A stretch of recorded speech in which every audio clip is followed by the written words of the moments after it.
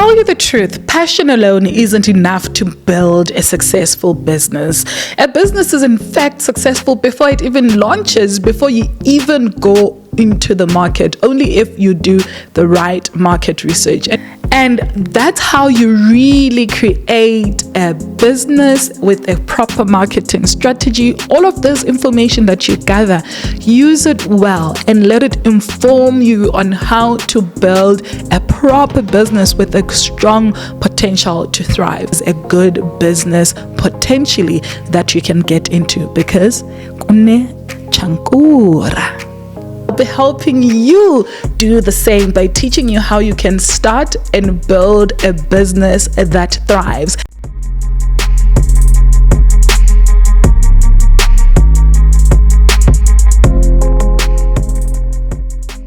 If you're new here, I'm Ansela Nombeu, and for the past 7 years, I've been helping entrepreneurs, corporates, personalities build their brands, start new businesses, launch new product lines, and so much more through my PR and marketing agency, Ralinka Media. And for this next 8 weeks, I'll be helping you do the same by teaching you how you can start and build a business that thrives. In module 1, which was about 2 weeks ago, we learned a little about how to find a purpose so that you can build a business that you love and enjoy. And in module 2, we covered how you can do a competitive analysis for your business to ensure that your idea is viable. If you haven't watched those episodes, do yourself a favor and go and watch them now. This week, we're touching something that's highly critical. In fact, 35% of businesses fail because they miss this step. That is your market research. To tell you the truth, passion alone isn't enough to build a successful business. A business is in fact successful before it even launches, before you even go into the market, only if you do the right market research. And to do this right, you need to actually find out and know what's happening in the market that you're intending to get into. Understand what your people like. Where do they shop? What do they enjoy? What do they hate? What makes them tick? How much money do they have? Where can you find those people? Who else hangs around with those people? How old are they? What race are they? If your product cares about race, you need to know every single thing about your intended customer. To do this, I often go back to journalism school. When I was at the University of Johannesburg studying journalism, we learned about the 5 W's and an H, which is something that you use in storytelling or news reporting. But at Ralinka Media, we also use it heavily when we conduct our market research. The 5 W's and an H are who, what, where, when, why, and how. You need to answer those questions when you want to start a business. Who's my customer? You need to get very specific. Who are they? And who will be buying this product or service? What's their gender? What is their age group? What do they like? Who is that person? What are their interests? What are they all about? Where do they eat? What do they enjoy doing? Every single thing. Often we call this a customer persona, where you create a personality or a persona of that ideal customer. That's the who. And then there's the what. In the what, you need to understand, what are they doing with their time? Where do they spend their time at? Are they going to malls? Do they go to work? What do they enjoy? Do they enjoy specific products? Maybe they like eco-friendly products and products that are more safer for the body. Or maybe they like convenience, for example. They want something that's quick and is brought to their doorstep. You need to understand, what do they like and what do they like doing with their time? Because time is the biggest currency. And then there's the where. Where are they? Are they in Johannesburg? Are they in South Africa? Or maybe they're in Ghana or Zimbabwe or Malawi. Where are they? Because that actually informs where you open, for example, a physical store, if you want to open a physical store, or maybe it will be an online store, because maybe your customers don't like going to malls or stores. They rather sit on their phone and scroll to make a purchase. So you need to understand where they are and where they spend their time. When? The when is very critical. At what point in their journey or in their life do they make a purchasing decision specifically for your product? Is it people who purchase your product when they are thinking about getting married, for example? Or maybe they are wanting to start new businesses, or maybe they are starting a new chapter by having a new job, or they're moving into a new home, for example. When are they making that buying decision for the particular product or service that you're creating? And there's why. Why would they benefit from your offer? And why should they come to buy from you instead of everybody else that's there as your competitor in the market? You need to understand that specifically, why you and not anybody else. And then finally is the how. How do they make their buying decisions? Do they sit on TikTok and scroll, for example, to look for hashtags and reviews? Do they maybe go on Instagram? Or maybe they're going to a mall and they just shop around doing some window shopping. When they see something they like, they buy it. You need to understand how. How are they making these decisions so that you can market to them the right way? Are you pushing for reviews? Are you pushing for influencer endorsement? Are you pushing for advertising, for news? What are you pushing for? You need to understand that. And the easiest way to do this is, number one, for you to go on Google. Sounds simple, right? It really is that simple. Just go and do a Google keyword search. So if I'm to pick up from an example that we've been using since last week, which is our pet dental care business, go on Google and search pet dental. The moment you press dental, Google autocompletes, right? It's showing you what many other people online have been going onto Google to search for. Then you see all of that information that's auto-completed, and you know people are specifically looking for that. When I search for pet dental, few examples come up from dental insurance, pet dental powder, etc. Now I already know people are looking for this kind of services. The second thing that you then need to do while still on Google is to scroll down a little bit and you'll see related searches. These are related searches to your initial search that shows you what people are looking for, specifically what people are looking for that's related to the business that you are trying to create. The third thing, highly critical and so easy to do now with technology, is to go and open up your Google Ads Manager. Let me show you how to do it.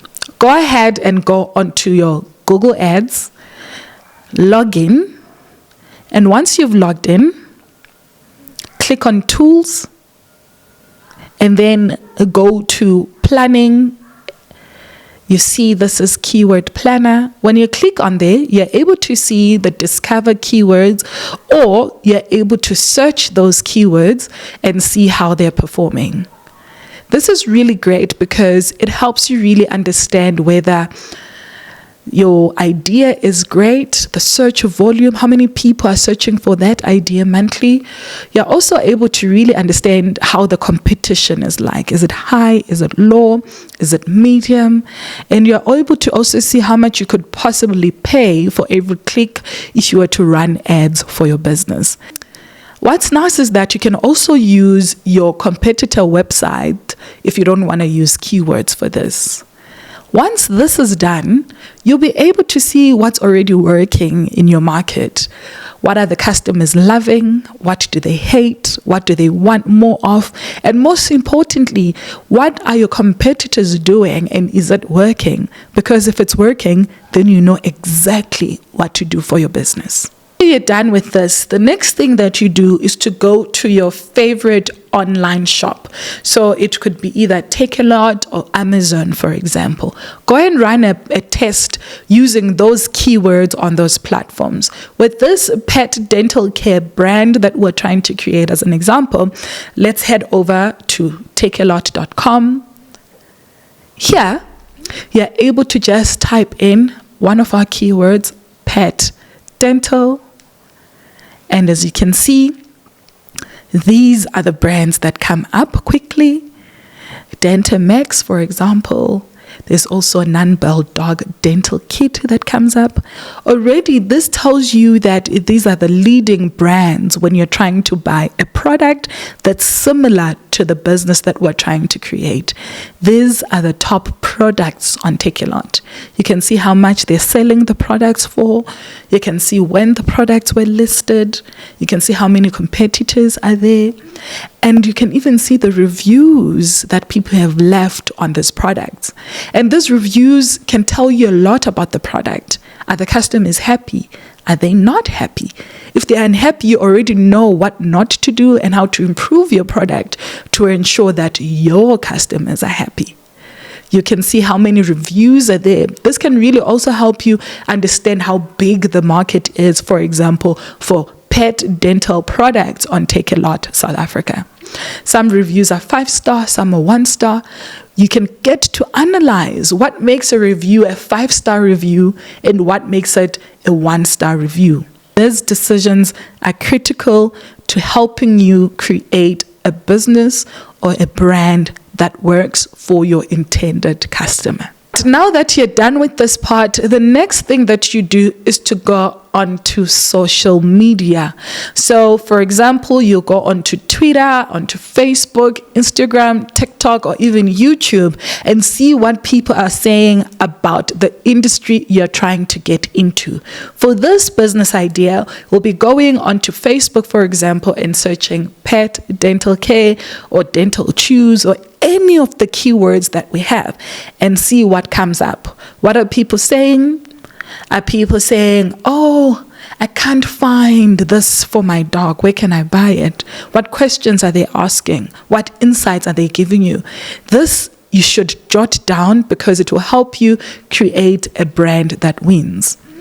Go on to all of the comments of your competitors on social media as well. What are their customers saying?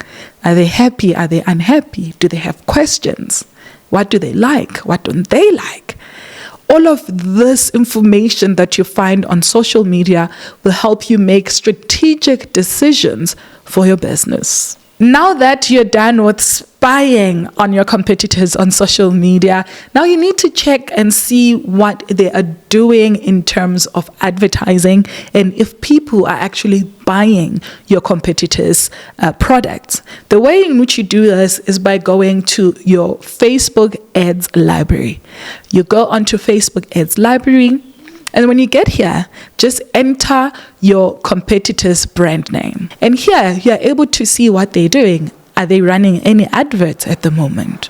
How many adverts are they running at the same time?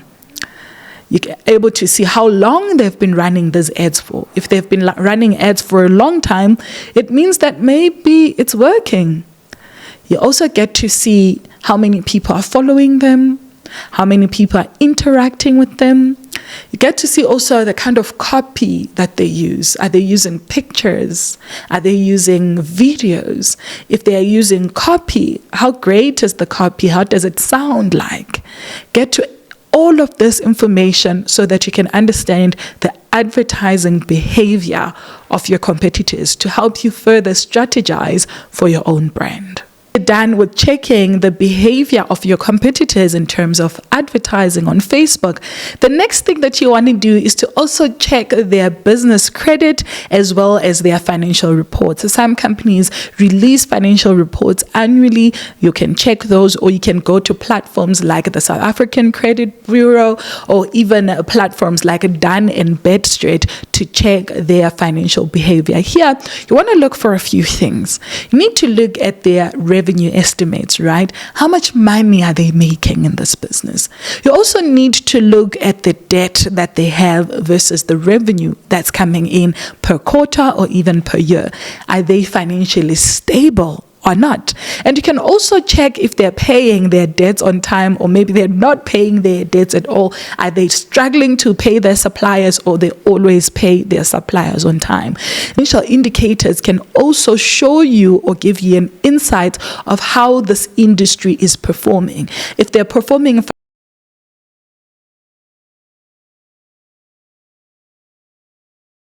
business potentially that you can get into, because chankura. Okay, perfect. Now that you're done with that, the next thing that you need to do is to go and search for industry related events that are happening within your city or a place that you can go to where your target audience is. The easiest way to do this is to also search for your keyword type of events on platforms like Quicket, Howler, Eventbrite, etc. Here you are able to see all of the upcoming events, and you can select one that works for you and your business. At these events, take in as much as you can. What's great is that you'll not only meet your competitors at these events, you're also going to meet your potential customers, and you can use this as a space to create surveys. You can talk to them one-on-one, understand what's working and what's not working, and how they want you to solve the problem that you're solving for. And you should also follow key players in the industry on social media, and if you've got other networks that you can connect with them via, you need to connect with them, because you want to always stay on the loop in terms of what's happening in your industry, because if anybody knows more than you, it means you've let go and your business might not survive.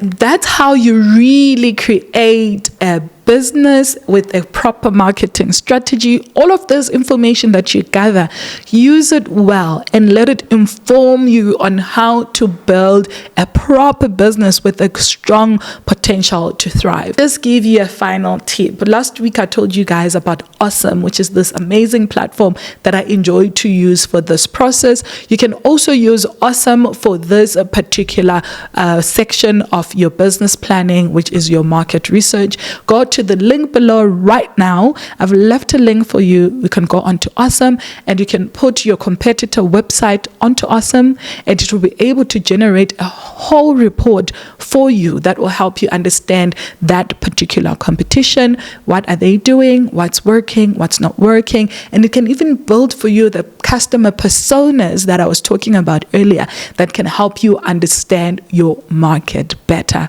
And that's it for how to create a marketing strategy and connect marketing research for your business. Until next week.